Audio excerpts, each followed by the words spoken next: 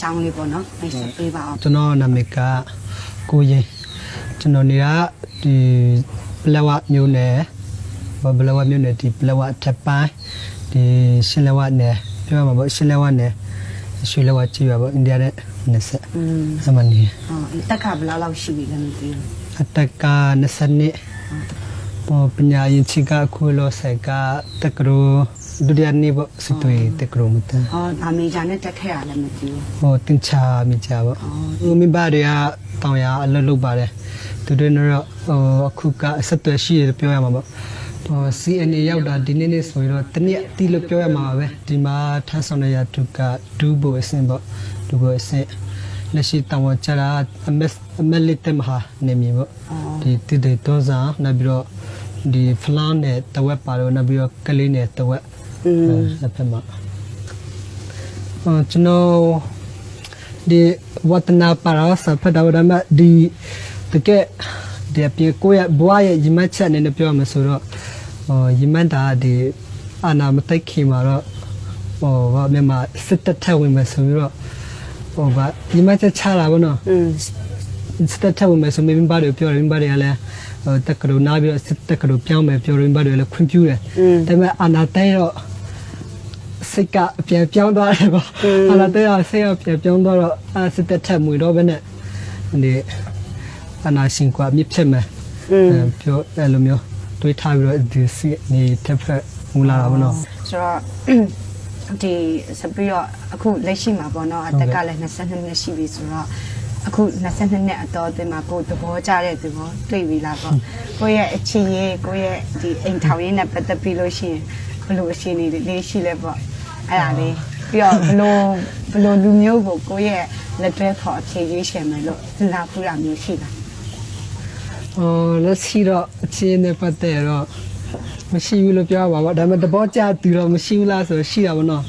ဒါတော့သဘောပဲလေနော်အရွယ်ရောက်လာပြီဆိုတော့ဒါတော့လူပြိုသဘောပေါ့ဒါပေမဲ့ဒီအနောက်ဖက်ဒါပေမဲ့ကိုယ့်ရဲ့သဘောကျသူတွေ့တယ်ဒါပေမဲ့လောဆယ်တော့အစင်ပြေသေးပေါ့အနေဝေးနေနေရရှိတော့တော့တော်လည်းကာလာဖြစ်အစင်ပြေသေးဒီတင်တန်းမှာပဲဖြစ်ပေါ့နော်ရှေ့တန်းမှာပဲဖြစ်ကိုဘဝမှာအမှတ်ရစရာအဖြစ်တစ်ခုခုတော့တတိယတဲ့ဟာပြောပြကြည့်လို့ရမလားကျွန်တော်တငယ်ချင်း2ယောက်ရှိတယ်သူတို့နဲ့တူနိုင်တစ်ချက်အထက်စီရခိုင်တာပဲအဲ့ဒါအမေရဆုံးတဲ့တည်းမှာတော့ဒီလက်ကွာကိတ်မှာလူထိုင်တဲ့ခါရဲ့ဘတဲကအမတ်တရားဆိုပြီးတော့ကျွန်တော်တို့နဲ့ပေါ်တူရိုက်ခဲ့တယ်အမတ်တရားပေါ်တူရိုက်ခဲ့မကြဘဲနဲ့တော့မကြဘဲနဲ့တက်ပွဲဒီဖလန်ဟာခလိုင်းချမှာတက်ပွဲဖြစ်တော့ရပေါ်ကြာသွားတယ်အဲ့ဟာကတော့ကျွန်တော်ဒီရှစ်တဲ့ရအမတ်တရားထဲမှာတော့ဝန်နဲ့ဆရာကောက်တဲ့အမတ်တရားဘကိုရဲ့ဘွားရဲ့မမိတ်နေတဲ့တတမင်းနေတဲ့အမတ်တရားလိုပဲယူဆတယ်စပီတော့ပေါ့နော်ဒီရှေ့တန်းအတွေ့အကြုံပေါ့ရှေ့တန်းအများကြီးထွက်ခဲ့တဲ့ခါကျတော့ရှေ့တန်းမှာဘယ်လိုမျိုးအတွေ့အကြုံတွေကြုံခဲ့ရလဲပေါ့ပြီးတော့ရှေ့တန်းမှာဘယ်လိုအခက်အခဲတွေကြုံခဲ့ရလဲဆိုတာနည်းနည်းညှောဝေပေးလို့ရမလားစေတဲ့ထွက်တာဒီဖလားဖက်မှာပေါ့အမှဘာအတွေ့အကြုံတွေရတယ်လဲဆိုတော့ဒီရှေ့တန်းထွက်တဲ့ကအစားဝင်တော့အစားတောင်ကြလာဒီကွန်ဖုန်းဖက်မှာပေါ့နော်ထပ်တလာမျိုးအဲ့ဘာနေတော့ကျွန်တော်အစားဝင်တော့ဒီမိုးရတီဖြစ်တယ်မိုးရတီဖြစ်တော့ကျွန်တော်အတွေ့အကြုံမရှိဘူးမိုးကအင်ဂျီတယ်နောက်ပြီးတော့မိုးရတီမယ်လွယ်မဲ့စေဝါတွေပေါ့နောက်တွေဆောင်ရမယ်ဆိုတာကျွန်တော်ဘာမသိဘူးဒီတိုင်းစေတဲ့တွားဆိုကျွန်တော်ဒီတိုင်းတွားတာပေါ့နော်ဒီတိုင်းတွားတယ်ရောက်တွားတယ်ကျွန်တော်မိုးရလာတော့မိုးကအင်ဂျီမရှိဘူးနောက်ပြီးတော့ဒီတောထဲမှာတွားတဲ့ခါတော့ဒီချင်းတွေပေါ့နောက်ပြီးကျွတ်တွေပါလေရှိတော့ကျွတ်တွေမတက်အောင်ဆေးတွေပါလေပေါ့အဲ့ဒါတွေကဟာတကယ်ရှိတယ်မှာလွယ်ပါလားဆိုတာတွေ့ရနောက်ပြီးတော့ဒီဆေးဖက်နဲ့စာပြောမယ်ဆိုတော့ဘောရှိတယ်မှာဆိုအမြဲတမ်းတတိထားရတယ်ကျသူကဘယ်လိုလာမလဲဘယ်လိုပြစ်မလဲအဲ့ဒါတွေကိုတတိထားပြီးတော့အဲ့လိုမျိုးတွေကိုအတွက်ကြိုတင်တတိထားနေတဲ့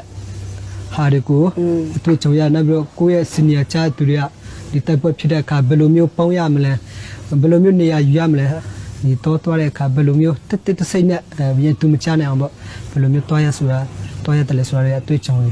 ပေါ့နော်ညခဲ့ရပေါ့နော်ဆိုတော့ကွာလက်ရှိမှာအရာရှိတယောက်လည်းဖြစ်လာပြီပေါ့နော်ဆိုတော့အဲ့လိုအရာရှိတယောက်ဖြစ်လာတဲ့အခါမှာပြည်သူတွေကိုဘာ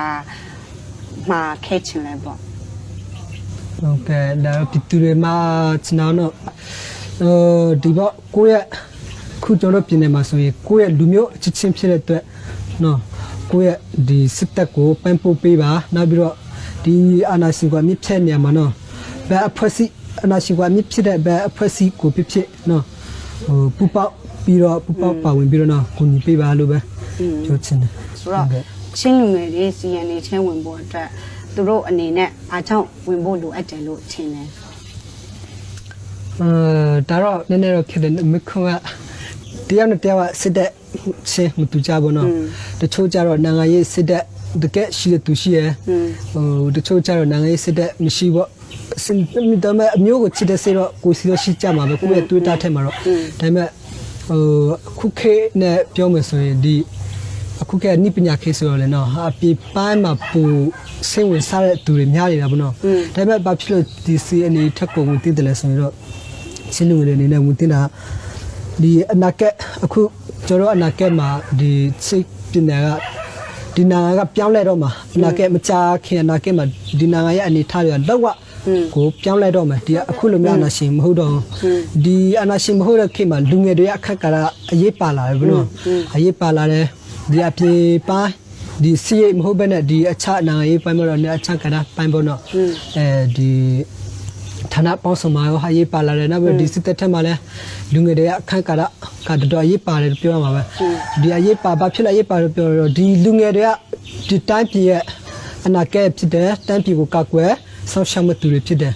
နောက်ပြီးကိုယ့်ရဲ့ပြည်နယ်ကိုဒေတာဘနော်ရဲ့ဒုတက်မှုကိုဖော်ဆောင်နိုင်တဲ့ကျေပွလေးတွေဖြစ်တယ်ဒီကိုယ့်ရဲ့ပြည်နယ်ကိုယ့်ရဲ့လူမျိုးတွေလူမှုဘဝဖူလုံဖို့အတွက်ကိုယ့်ရဲ့ပြည်ကိုနေမြေသူများနေမြေချက်ထွေးမှုနဲ့ကာကွယ်ဖို့အတွက်ဆောက်ရှောက်နိုင်ဖို့အတွက်ဝန်တင်တယ်ပြောချင်တယ်ဆိုတော့ဒီစကားဒေတာချင်းမတူညီတဲ့ရဲဘော်တွေပေါ့နော်ခုဆိုရင်ခုနပြောတယ်လို့မျိုးချင်းတွေကပုံစကားလည်းမရှိတဲ့အတွက်စကားဒေတာမတူကြဘူးဆိုတော့ဒီစကားဒေတာမတူတဲ့နေရာမှာဒီဒေတာတွေစကားတွေမတူတဲ့ရဲဘော်တွေအချင်းချင်းရှင်းနေကြတဲ့အခါမှာအတူလက်တွဲပြီးတိုက်ရတဲ့အခါမှာအမြင်ပေါ့နော်ကိုယ့်ရဲ့အမြင်လေးကဘယ်လိုမျိုးရှိမလဲပေါ့အဲ့တော့စကားဒီဘောကျွန်တော်ချင်းရစကားတော့တူပါတယ်မဲ့တိုက်တဲ့ခါကျတော့တကယ်ပဲဟိုတထုတချုံတိုက်ကြပါလေနော်တိုက်ကြတယ်ဟိုဒီဘတ်စကားတူတာတိုက်စစ်တိုက်တဲ့ခါကျမှတော့အရင်ပါတော့အဓိကဒီရတူကိုနိုင်ဖို့ပဲဆိုတော့နော်စိတ်တဲ့ပေါ်တော့ကျင်းတဲ့စစ်တဲ့ထမြတဲ့စစ်တဲ့တွေနဲ့ပဲတိုက်တဲ့ခါကျတော့ဒီဘတ်စကားကျတော့ဟိုအခက်ခဲမရှိဘူးဖြစ်သွားတယ်နော်အဲ့လိုမျိုးတကယ်တိုက်တဲ့ခါကျတော့ဘာမှအရင်မကြည့်တော့ဘူးနော်အရင်မကြည့်ဆိုတော့ဒီတော်လှန်ရေးအောင်မြင်ဖို့အတွက်ပေါ့နော်အဓိကဘာတွေလိုအပ်မလဲပေါ့ပြီးတော့ဘသူတွေပူပေါင်းပါဝင်ဖို့လိုမလဲပေါ့တော်လှန်ရေးမှာဘသူတွေအဓိကပူပေါင်းပါဝင်မဲ့သူကဘသူတွေပေါ့နော်ဘသူတွေကအဓိကပူပေါင်းပါဝင်ဖို့လိုတယ်နောက်ပြီးတော့ဒီပူပေါင်းပါဝင်နေရာမှာလဲဒီပေါ့အခုကတနာငိုင်လုံးဒီနေ့ဆိုဘသူတွေအကောင်လုံးကပါဝင်ပြီးဒါပေမဲ့ထပ်ပြီးတော့အားစိုက်ဖို့ပေါ့နော်အားစိုက်ဖို့လိုတယ်လို့ထင်တယ်တို့ကျွန်တော်ချင်းပြနေမှာဆိုရင်လည်းတချို့နေရာပေါ့နော်တချို့နေရာကျတော့ပူပေါင်းပါဝင်မှုအားနေတာပေါ့နော်ဥပမာကျွန်တော်ပလက်ဝနဲ့ဆိုတော့ဒီပလက်ဝအထက်ပိုင်းဒီစမီခလဲရလူတွေဆိုတော့ပါဝင်မှုအားနေတာပေါ့နော်တကယ်သူတို့လည်းပါဝင်ချစ်တဲ့စိတ်တော့ရှိမှာပါဒါပေမဲ့အချင်းနဲ့ကြောက်လည်းဖြစ်နိုင်တယ်အဲ့တော့ဒီနောက်ခုကဒီပူပေါင်းပါဝင်မှုနဲ့တကမှဖူးရကျွန်တော်မြန်မာနိုင်ငံလူထုတွေပေါ့နော်မြန်မာနိုင်ငံလူထုတွေနောက်ပြီးတော့တက်ဆိုင်ရာဒီအဖွဲ့အစည်းပေါ့တက်ဆိုင်ရာအဖွဲ့အစည်းတွေပေါင်းပါဝင်မှုနောက်ပြီးတော့ဒီနိုင်ငံတကာမှာဆိုဒီ US တို့နော်ဒီဥရောပတမ်ကာတို့ပေါ့နော်အဲသူတို့ရဲ့ PR တွေနိုင်ငံတကာရဲ့အပိတ်ထောက်ခံမှုတွေအဓိကလိုအပ်မှုတင်တယ်ဆိုတော့နောက်ဆုံးအနေနဲ့ပေါ့နော်ဒီ CNA ကအရာရှိတယောက်အနေနဲ့ဒီအနာဂတ်မှာ CNA ကိုဘယ်လိုမျိုးဖြစ်စေချင်လဲပေါ့ဘယ်လိုမျိုးအနာဂတ်မှာဘယ်လိုမျိုးမြင်ချင်လဲပေါ့အနာဂတ်မှာကိုလုံးနေတဲ့ဒီ CNA ပေါ့နော်ကိုအခုကျွန်တော်လုပ်ရတဲ့ဒီ CNA တမ်တော့ကိုအနာဂတ်မှာဘယ်လိုပေါ်စံမြင်စေချင်လဲဆိုတော့ဒီခေမီတဲ့စစ်တပ်လို့ပြောရတော့အခုခေနေဆိုတော့ခေမီနဲ့စစ်တပ်ဖြစ်ချင်တယ်ဟို ပြည်သူတို့အကူရတဲ့စစ်တပ်တပ်ဖြစ်ပြီးတော့ဒီချစ်ပင်တဲ့တစ်ခုလုံးကိုလွတ်ချုံနေတဲ့စစ်တပ်ပေါ့နော်စစ်ပင်တဲ့တစ်ခုလုံးကိုလွတ်ချုံနေတဲ့စစ်တပ်ဖြစ်ခြင်းတဲ့ဖြစ်စေခြင်းတဲ့နောက်ပြီးခေပညာတဲ့လူငယ်တွေနဲ့တကယ်လူအရင်မြစွာပြေးသွားတဲ့စစ်တပ်တပ်ဖြစ်စေခြင်းတာပေါ့ ဟုတ်ပြီအခုလိုမျိုးဖြေချပေးတာဒီပဲကျေးဇူးတင်ပါတယ်လို့